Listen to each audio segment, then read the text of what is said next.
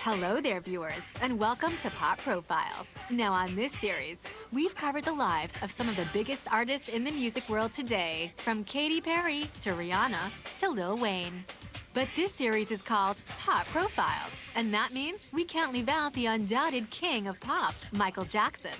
Today, we'll be looking back at all of his greatest hits. This should be fun.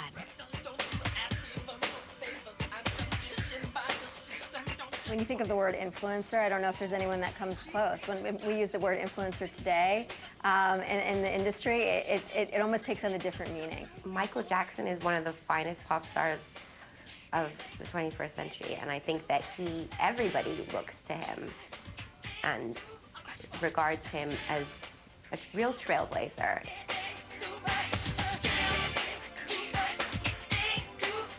Michael Jackson is a pop superstar of the highest order. He's influenced everyone in music from the minute he stepped onto the stage in the Jackson 5. There's no one will debate that. He's such a magnetic personality that even with his later music and videos, he just pulls you in. Having released well over 100 singles and sold over 750 million records worldwide, we'd need the whole day to cover his illustrious career. So instead, let's have a look at some of his most unforgettable moments. Michael was born on August 29, 1958, in the city of Gary, Indiana. By the age of 6, around the time you or I would probably be starting school, Michael was already in his first band, the Jackson 5. Of course, we all know about the success of the Jackson 5, but during this time, Michael actually released 4 solo albums before he had even turned 18. Guess he was the definition of an early starter. Ah, if only music videos had been around back then. The Jackson 5 left Motown in 1975, and Michael needed to break out on his own. And what better way to launch your new solo career than by starring as the Scarecrow in a remake of The Wizard of Oz? Of course! The film didn't exactly set the world on fire, but in a twist of fate, Michael met up with Quincy Jones, who was also working on the film, and a partnership was born. The two soon started working on Michael's breakthrough album, Off the Wall.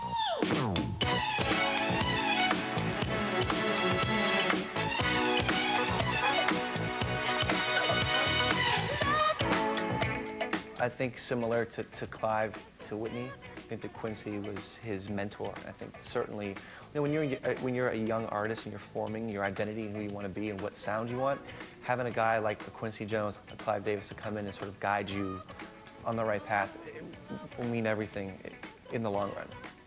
I think my favorite Michael Jackson song is Don't Stop Till You Get Enough, because that was the moment that he really came into his own. And it was just this awesome synergy between pop music and disco, and he just looked so excited to be doing it, and his dance moves were out of control, and he just looked like an icon already. It really epitomized the disco era. You could just picture Michael at Studio 54 and the disco balls, the baubles. It's a great video. It's not as high-tech, obviously, as Thriller, but it's certainly one of the big ones. Off the Wall cemented Michael as a force to be reckoned with, but people hadn't seen anything yet. 3 years later, Michael was to release what would go on to become the biggest selling album of all time, Thriller.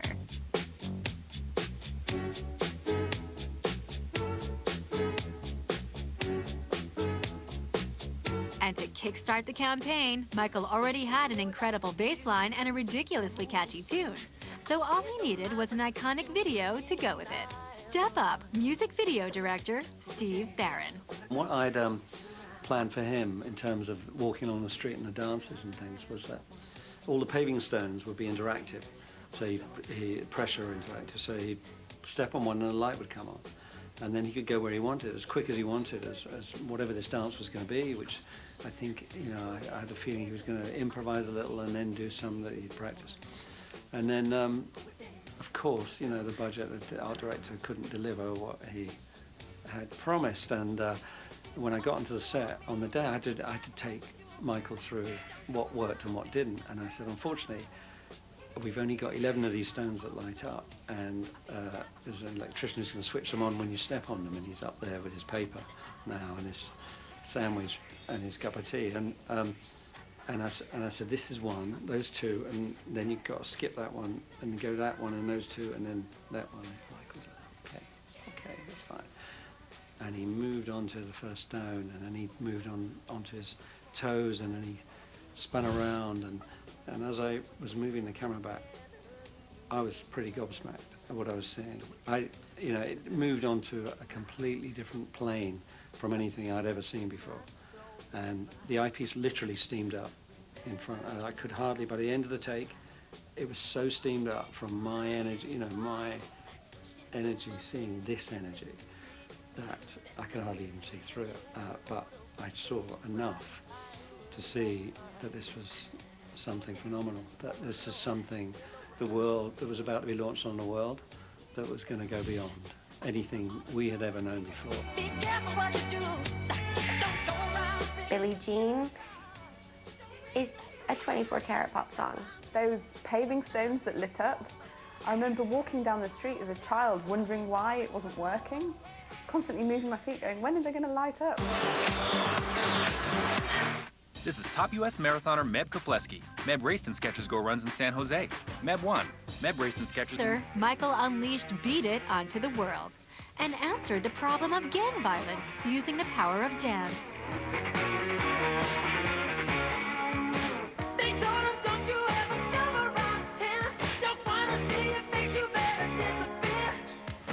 My favorite Michael Jackson song, that's like asking which child is your favorite kid. I would have to say, offhand, Beat It.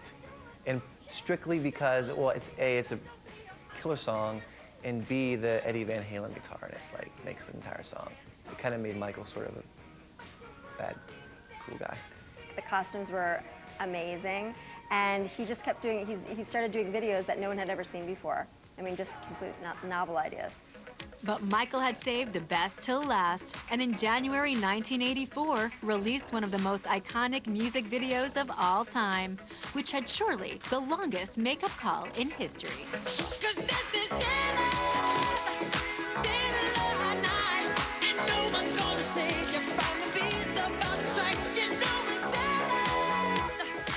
My favorite Michael Jackson video is a cliche, but it's Thriller, because with that video, John Landis just took pop music videos to the next level. That was the first one that was super extended, that had a full-on story, and I like horror films, so it had that funny horror element to it, and these incredible costumes, and it was just a laugh. It looked like they were having fun. In my humble opinion, Thriller is by far the best music video of all time. I know that's quite a loaded statement, but hear my case. It's got a fully rounded narrative. The extended version is amazing. To watch that as a child was petrifying. It introduced group dance routines that have been oh so heavily copied ever since, but that was the beginning of it. Also, who didn't learn the dance moves then and are still learning them now? I rest my case. With a string of massive hits under his belt, Michael Jackson Hysteria was well and truly sweeping the world. Next up came Bad, his final collaboration with longtime producer Quincy Jones. Having already been dubbed the king of pop, Michael was so big, he even managed to rope in legendary director Martin Scorsese to oversee the video for the album's main single. Your word is mine. Okay, you're right. Just show your face. Broke in. I'm telling you how I feel. Martin Scorsese did direct the Bad video, and the thing that I loved about that video is it was a kind of return to these two gangs that were kind of facing off against each other, which is just a classic kind of music video and movie trope. So yeah, it was a great union between the two minds. I think he really brought dance music and pop and disco and pop to a whole new level. You know, back before Michael, popular music often revolved around rock and roll or Motown, and in the 80s, sort of during his peak, it really brought in this whole new dance element and these sort of electronic sounds that we hear so often today. And in true Jacko fashion, this single stormed to the top of the Billboard charts, along with his following hits, The Way You Make Me Feel, Man in the Mirror, and Dirty Diana. Next up came Smooth Criminal, which featured heavily in his 1988 film, Moonwalker. He even managed to defy the laws of gravity in the music video.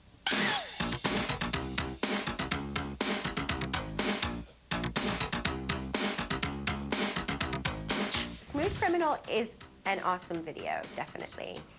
He looks really cool as a gangster. He's got his fedora tipped pretty low over his face in that era. But yeah, again, he's just dancing on tabletops. He's grabbing his crotch. He's doing a good job. I think his coolest video is probably Smooth Criminal.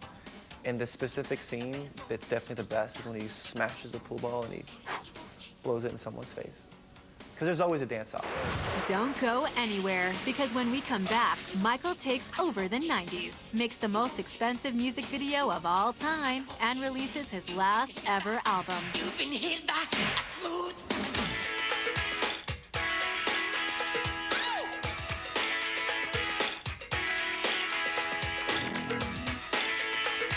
So he's already released the biggest selling album of all time and defied gravity in his video for Smooth Criminal.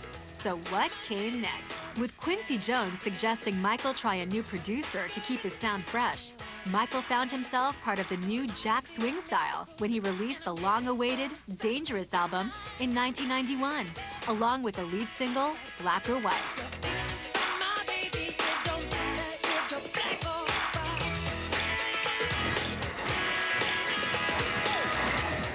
I really loved Black or White. I thought at the time the morphing technology with all the faces morphing was pretty cool. There isn't an artist in any genre that cannot say that they have not been inspired by something Michael Jackson has done, absolutely. He's a vanguard in every way. And the song topped the charts in over 20 countries. After seeing Macaulay Culkin in Black or White, every big star wanted to be in a Jackson video.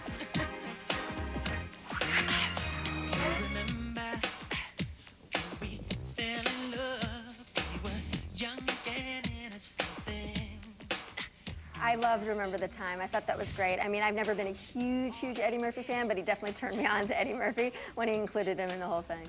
I really did like Do You Remember the Time, actually.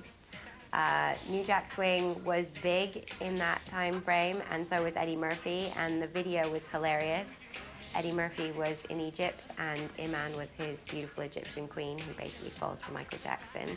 And Michael Jackson was wearing a see-through pleated skirt, but he still managed to rock it somewhat. Yeah, I was a big fan.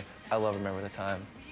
Great song, over-the-top video, Iman, Eddie Murphy. I remember it was like world premiered during like In Living Color on Fox at the time. It was a big event. It was great. It was great. It was what people want from Michael, like a big event video. It's great. Great song. After the success of Dangerous, Michael's personal life started to unravel in front of our very own eyes. He was still making the headlines, but for all the wrong reasons, confirming there is such a thing as bad publicity. 1995, Michael tried to bounce back with his greatest hits collection called History. And the first original song to be lifted from it was his much-anticipated duet with his sister and fellow international pop star, Janet. Let's just say they spent a few bucks on the video.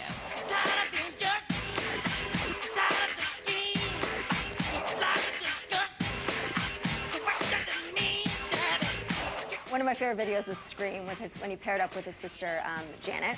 And that was during her prime when she just looked fantastic. The Scream video, to me, is one of the best videos of all time. And what people forget about that video is it was made in '95. If you watch that video now, it looks current. It was, yes, it cost like $1 gazillion, but you got Michael, you got Janet, you got a spaceship hurtling through the galaxy, and you got morphing like video games. I mean, it's great, come on. It was a great video, groundbreaking video, love it. In a surprising move, Michael's next release came in the form of a remix album, and he called it Blood on the Dance Floor. But unlike his previous efforts, it didn't set the world alight.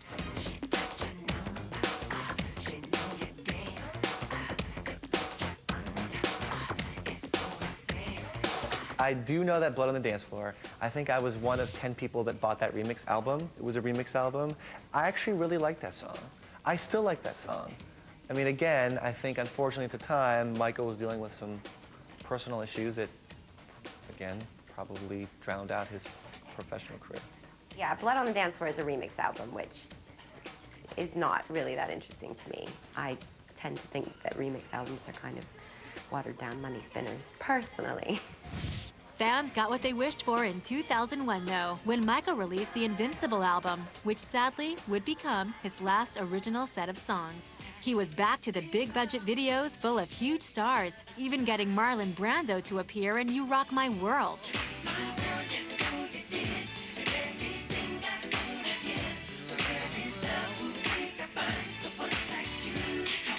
You Rock My World is a later song of Michael Jackson's, but it actually could fit into kind of some of his earlier oeuvre. I think it's a really good tune, and great that he managed to hook in Marlon Brando for the video. What a coup. You Rock My World is competing to be in my top 3 favourite Michael Jackson videos.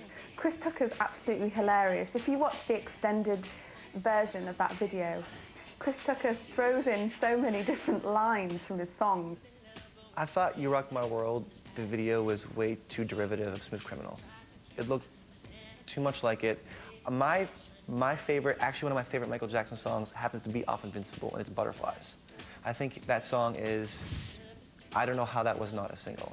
Despite the album's ambitious title, Michael's personal life was far from invincible.